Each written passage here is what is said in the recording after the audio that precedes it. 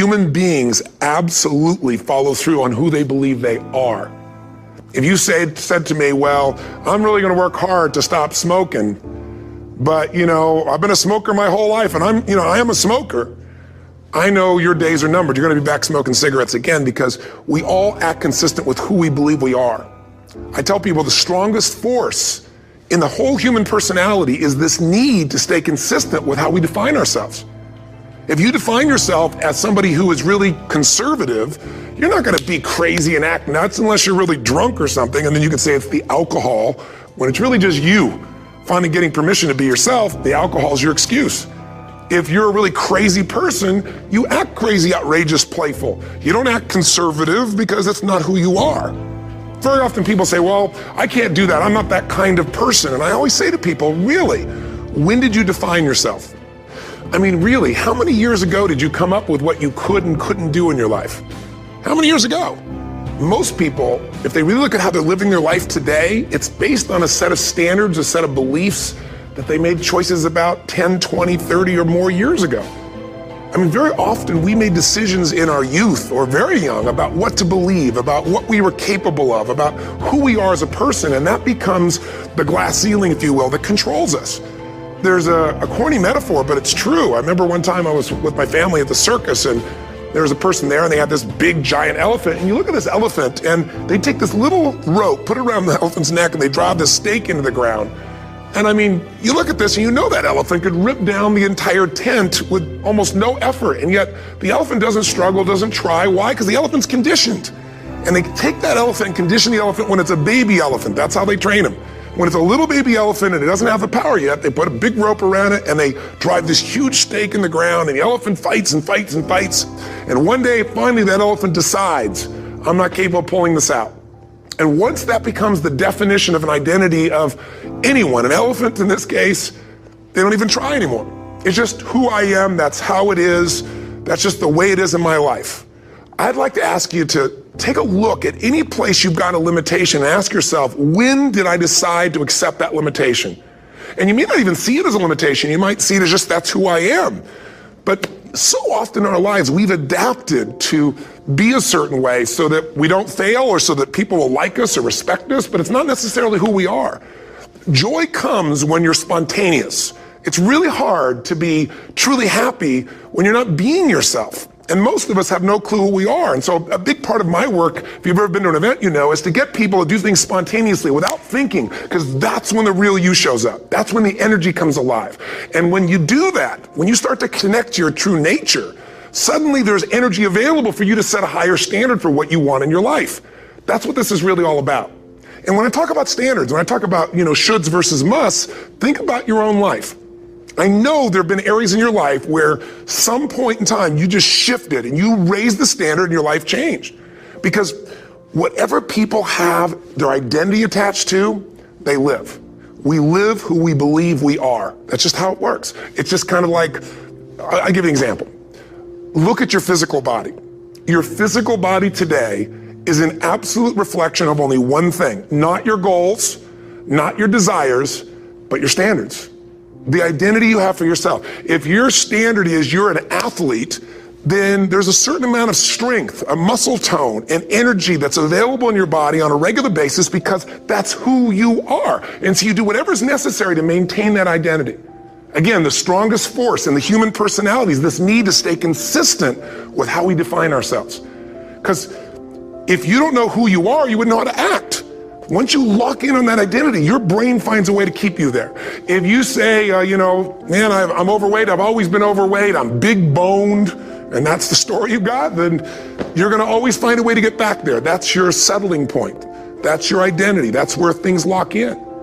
If you see somebody who's in really great shape, you ask them, do you work out? You know the answer. Yes, how often? And they'll tell you 3 times, 4 times, 5 times a week, whatever. In a seminar, I'll ask people, who here works out at least 5 days a week? And I'm stand up. And you look around that room and you know that they work out 5 times a week because you can see their body. You don't just get a result without some kind of action, without some form of ritual. Ritual meaning actions you do consistently.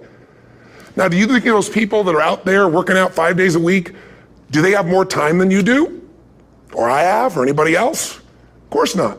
Is their life less busy? Of course not. It's just a must for them. They must work out that way, and they've made that turn and their life's changed. So I'm not saying you have to work out 5 days a week. I'm just saying whatever you really want, wants don't get met consistently. Standards do. Whatever you identify, this is who I am. And so it's not so much about changing your identity as there's expanding it. You know, deciding that, you know, instead of your goal is to lose 10 pounds, which is not compelling, what if your vision was to get back to my fighting weight? You know, this year, this month, this next 90 days, I'm gonna transform my body. I'm gonna take on a new challenge. I'm gonna find some technique or strategy, there's a million of them, that can reframe myself where I want to feel younger, stronger, more vibrant than ever before. Here's my reasons, because I want the energy to really make my life work. Because it's tough out there and I want to be stronger than I've ever been before. I want to go in front of the mirror and if I'm naked, not, you know, want to laugh. I want to look there and take a good look and go, yeah, I'm proud of whatever I see there. Whatever it takes, something's gonna make you laugh, smile, something's gonna tease yourself, but something's gonna move you to another level. If you identify yourself in a new way and you own that every day, and that becomes the standard of how you live, you'll find the way to make that standard real. Money's the same way. Think about it, it doesn't matter what's happening, quote unquote, in the marketplace. People that make money find a way to make money no matter what, don't they? I mean, most people's standard is to pay their bills. So that's what most people find a way to do, even when economic times get tough. Most people, if that's their absolute standard, they find a way. Some people's standard is pay their bills most of the time. And so most of the time they do. Some people's standard is not just to pay their bills, but to take care of their family and maybe even some of their friends. And they find a way. In fact, you know, some people may be in a family where they don't have enough money. They barely have money to pay their bills. They work their guts out. And then somebody, their mother, their father, somebody else, their sister gets ill, and there's not enough money to take care of it. Nobody else has money in the family. They don't either, but they find a way to get that money to take care of their mother or father, don't they? And pay their bills. They never could do it before. Why? The situation made them raise their own standard. And not everybody does that. Somebody else in the family might have money and still not take care of their mother. It all comes down to the inner game, my friends. Changing your life is a change in the inner game. The outside world you can't control, but you have absolute control over this one if you learn the dynamics of what shapes you. And identity is one of those simple, clear, fundamental basics that if you start to shift it, everything else will shift in your life as well. Some people, by the way, have to have more than enough money to do what they want, when they want, where they want, with whomever they want, contribute the way they want. And if that's their must, they find a way. I know that sounds overly simplistic, but it's true.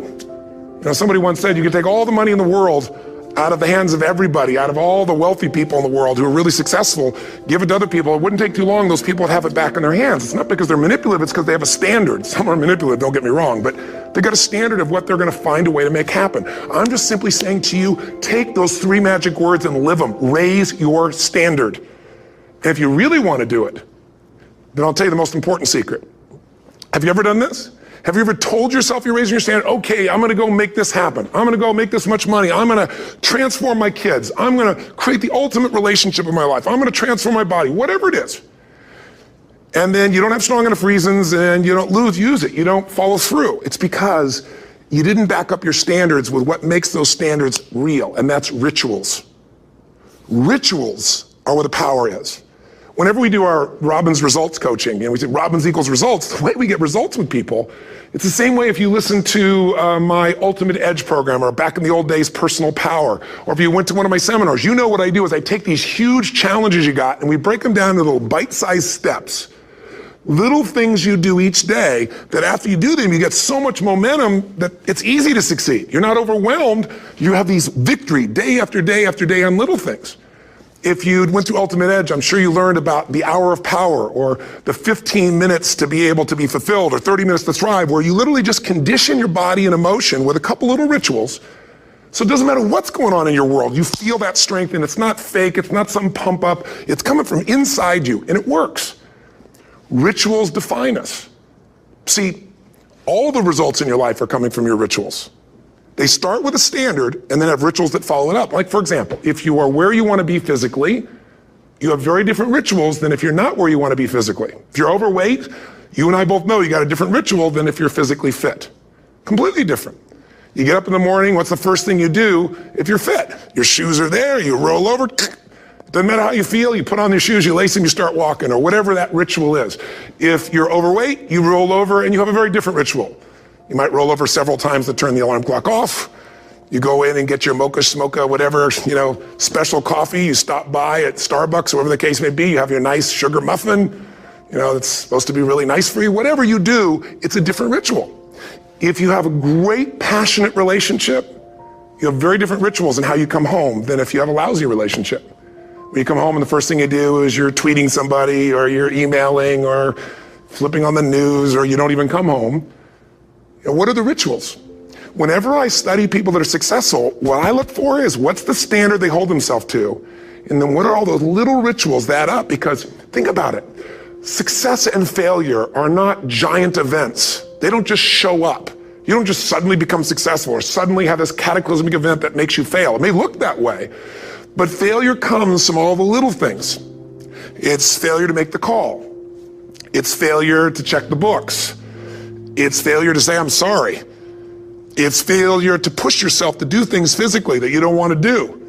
And all those little failures day after day come together until one day some cataclysmic event happens and you blame that. That event happened because you missed all the little stuff. Do you agree with me? And success, by the way, is not some overnight event. It's all these little things. Success is having a vision. Success is making it compelling. Success is really seeing it and feeling it every day with strong enough reasons. Success is feeling the sense that I'm here to grow and I'm here to give something to the world more than just myself. Success is caring about other people. Success is calling and saying, I love you in the middle of the day for no damn reason. Or sending a note. That'll change your relationship. Have a ritual of something funny, playful, or a surprise you do. How many relationships are dead today because they have no surprise rituals anymore? You need to have some rituals, some cool things you do that nobody else does that gives you a better life than anybody else has. All the little stuff. That's where success comes from. In business, it comes from delivering more than anybody could imagine. All those little things add up. People go, wow, that's who I want to do business with. It's true in any area of your life. So if you look at somebody who's really successful and you think, wow, I mean, they're so amazing, they're such a genius, you got to dig underneath and you got to remember something. People are rewarded in public for what they've practiced for years in private. Myself and my business people say, how do you get up and speak? And you have no notes and you go for 3 days and nights and the room is like, everybody's wired and it's incredible. It's like a rock concert. How do you do that? How do you have that confidence? Oh, and it's not confidence, it's experience now. But I did so much behind the scenes and I still do to make things right. I mean, how many people would know that since the time I was 17 years old, before I walk out on stage, still do to this day, wouldn't need to do it, but I still do it, I never walk out there without being in an absolute peak state of mind. There are days my back is hurting, my throat was hurting, or I may have had a challenge, or my father passed away, and I've still got to deliver for these people because my standard is give my all every time. Every event has to be better. Talk to anybody who's been to our events for 5, 10 years, some of our trainers, and I'll say, I don't know how he does it. He always finds a way to make it better. That's not an ego thing. That's a standard in me. I have to find the way. And my ritual, though, is I prepare, I think, I gather new information, I figure out how to put something across better. What do people need? I spend time with our customers. I see what's going on. And before I get on stage each time, I have this little ritual to put myself in a state of mind. And I did it starting like 17 years old. I started doing it. I'd say, I now command my subconscious mind. And I say this out loud several times, this little phrase, set of phrases, as an incantation to kind of condition my mind and body. And I'd say, I now command my subconscious mind to direct me in helping as many people as possible today by giving me the strength and the emotion and the humor and the brevity, whatever it takes to show this person and help this person change their life now. And I started that with a person when I worked with people one-on-one, and I would do that for 45 minutes driving in my Volkswagen to go serve and coach somebody for the first time. Now I don't say that person, I say these people, and I can go out in a room of 10,000 people and deliver for 50 hours, and I do it every time I come back on stage. It's a ritual to go into peak state. Peak states don't just show up, they don't interrupt you. Great ideas don't interrupt you, you gotta pursue them. I talked to Michael Jordan, I'll never forget, at the peak of his career, and got to watch his final game, saw him backstage and spent some time with him, and it was a pretty exciting time. He was the greatest basketball player I think that ever lived and has ever lived. And I asked him, I said, what sets you apart, Michael? What is it? And is it God-given talent, ability, skill? What is it? And he said, Tony, he said, I can shoot you straight, and it's not, me trying to act humble. He goes, I have a lot of talent, a lot of God-given talent, a lot of skill. I've worked really hard. But he said, really, it's my standards. He said, every day I demand more from myself than anybody else could humanly expect. I'm not competing with somebody else. I'm competing with what I'm capable of. Magic formula. Because most of us lower our standards. Why? Because who you spend time with, my friends, is who you become. One of the biggest reasons I started going to seminars when I was like 17 is I had nobody around me as a great role model. I could read about somebody, but being around people, being in that environment was very different. Finding a way to go to work with someone who lived that standard of life was very different. You get around people with low standards and you compete with it. You don't need to compete with it. It's like, okay. I mean, remember Jerry Springer? I don't know if he's still in the air, but I remember he used to get people on the show and I thought, where would he find these people? And why would people watch? I'll tell you why they watch. They watch these people and go, my life's still pretty darn good compared to that person. Look at them. You don't have to change your life. All you have to do is find somebody with a lower standard and you'll feel good about yourself. But if you feel that good feeling, it's an illusion. The only thing that's going to make you happy, my friend, and this year or any other, is to step up. It's to raise the standard. It's to discover what you're capable of and feel that incredible power of pushing through whatever's holding you back and get to the other side of more of your true self. That's what this game's all about. And look at the best of the world in anything. Tiger Woods, what's his vision? To win golf tournaments? No, to be the best that ever lived. That's his goal. That's his vision. But here's what's interesting. He backs it up with rituals. If you just have a vision and you don't have the rituals, stop lying to yourself. His rituals are, he started doing things nobody did before. He went and started lifting weights. Golfers lifting weights? No way. He went out and he changed his swing when he was the best in the world because he realized in order to be the best that ever lived, he was gonna have to change his swing. If you know anything about golf, you don't change your swing when you're the best. And he went and retrained himself because he has different rituals than other golfers. Now many people are modeling his rituals to get better. It's amazing. You know, you look at somebody like Michael Phelps, the 2008 swimmer, won 7, only 2 people, I think, in history, if I remember correctly, that have gotten 7 gold medals in one session. And here's a guy, he's got number 6 under his belt, and he's exhausted, and he's going in for that final swim. I'm sure you remember. And how does the guy win? By 1/100th of a second. Do you think that was some massive skill that got him over the top? Or was it a standard that says, this is who I am. I am the champion. And no one is taking this from me. And somehow in those final milliseconds, 1/100th of a second, he pushed himself just beyond his competitor. But you know about Michael Phelps? What allowed him to be able to push beyond that moment is his rituals. Go study the guy. Most people who swim have these unbelievable workouts. He does 2 and 3 of those workout sessions a day. All the other swimmers in the beginning thought he was insane. You're gonna overtrain, you can't do that, it's not physically possible. But he had a standard and the rituals to back it up. So here's my final message to you, because I've gotten carried away. I thought I was gonna send you like a 5-minute message, but as you can see, there's no script here. It's just me going a little crazy with you, but I wanna really see you get what you want this year. Don't let this year be like last. And if last year was great, still don't let it be that way. Raise the standard. If your life is perfect and extraordinary, you darn well know you're not gonna be happy unless you keep making it better. That's what makes us feel alive. It's not what we get that makes us happy. It's who we become and what we're able to give because we become more. That sense of contribution is what creates the deepest meaning. So here's my assignment for you if you want one. If you want to go from conversation to some action, here's a simple thing to do. What's an area of your life right now that you really want to improve? What's an area that's important to improve? If your body's great, how about your career? If career's great, how about your relationships? Intimate one especially, or your kids. Or your relationship with your creator, your spiritual side of your life? Or is it your finances? Figure an area that really matters. Decide on that area. Number 1, write down what your life is like in that area right now as specifically as possible. So you might say, well, I'm 13.5 pounds overweight, whatever the weight is, whatever the situation is, or my body fat's like this, or I wake up exhausted in the morning, and you write the truth of where you are right now. So you're real clear. Or I'm not in a relationship. I say I want a relationship, but I'm not in one, and I don't seem to find them. All the good ones seem to be gone is my belief. And I really do want one, but I don't have it. Whatever your definition. Or I'm in a relationship, and God, I wish I wasn't in a relationship. I'm planning my escape. Wherever you are. Or I have a wonderful relationship. We love each other, but there just isn't enough passion. Just write the truth of where you are. The area you want to change, but write how it is. And then the second step is, this is where you got to be really honest with yourself. What are the rituals that have put me there? Because whatever results you're getting, even if you don't like the results, there's some rituals that are keeping you in that place. There's some rituals of what you eat or don't eat, how you move or don't move, how you sleep or don't sleep. There's some rituals in the lack of variety or spice or energy or focus in an area. There's something you're doing, and it's usually not one thing, it's a bunch of little things that you kind of do consistently whenever you think about getting in a relationship, whenever you think about working out, whenever you think about money. You get yourself in a state of overwhelm. You start thinking about all the things you can't control.